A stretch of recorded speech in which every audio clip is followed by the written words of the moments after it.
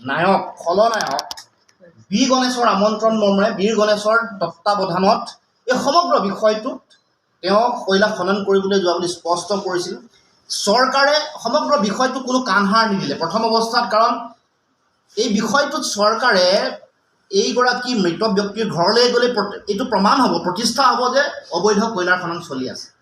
এতিয়া চৰকাৰে চেষ্টা কৰিব মৃতদেহ উদ্ধাৰৰ পিছত অবৈধ কয়লাৰ খনন হোৱা নাই, তেওঁলোকৰ লিগেল কোল ইণ্ডিয়া লিমিটেডৰ কোল মাইনিং যিবোৰ চলি আছে তাৰ পৰাহে মৃতদেহ উদ্ধাৰ হোৱা বুলি। কিন্তু সমগ্ৰ অসমবাসী ৰাইজে জানে, পৰিয়ালে জানে, উবৰশী মৰাণে জানে, সকলোৱে জানে যে প্ৰাঞ্জল মৰাণ বি গণেশৰ তত্ত্বাৱধানত সেই সময়ত অবৈধ কয়লাৰ খননৰ লগত জড়িত বা তেওঁৰ লগত কাম কাজ কৰি আছিল, তেওঁ দৰমহা দিছিল, তেওঁ যোগাযোগ কৰিছিল, ফোন কৰিছিল, বহুদিনলৈকে এনেকৈ ফোনৰ যোগাযোগো চলি আছিল।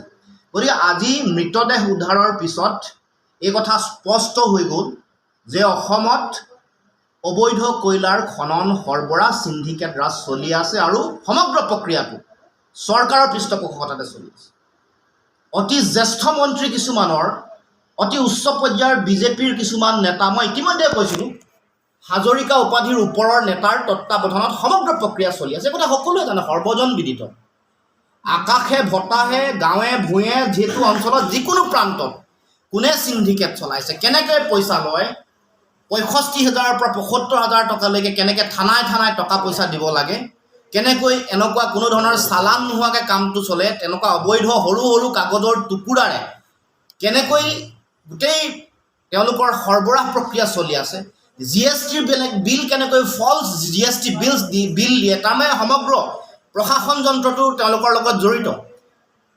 এতিয়া যিটো GST বিল 4,000 টকা, সেইটো 2,000 টকাত বেআইনীভাৱে GST বিল দিয়ে আৰু 36 ঘণ্টাৰ ভিতৰত সেই GST বিলখন কেঞ্চেল কৰি দিয়ে। এইটো প্ৰক্ৰিয়া মানে ইমান এটা ভয়ংকৰ এটা সিন্ডিকেট চক্ৰ এটা ইয়াৰ লগত জড়িত। আজিলৈকে সংবাদ মাধ্যমত এই বিষয়টো ওলাবলৈ নিদিয়ে।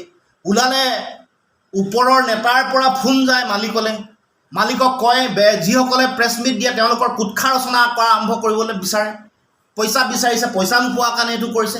এইবোৰে তেওঁলোকৰ কাম। এই ধৰণে সিন্ডিকেটটো দমন কৰিব। এটা উদাহৰণহে কয়লা আৰু অফুৰন্ত সিন্ডিকেট এনেকৈ চলি আছে। এতিয়া শেহতীয়াকৈ ৰাইজৰ হেঁচাত বা তেওঁলোকৰ কপাল বেয়া আৰু আজি অতি লাজ লগাকৈ মুখ্যমন্ত্ৰীয়ে ধন্যবাদ জনাইছে নিজৰ অধীনৰ গৃহ বিভাগৰ আৰক্ষী বিষয়া কৰ্মকৰ্তাক। মুখ্যমন্ত্ৰীয়ে লাজ পাব লাগিছিল। যোৱা 2 মাহে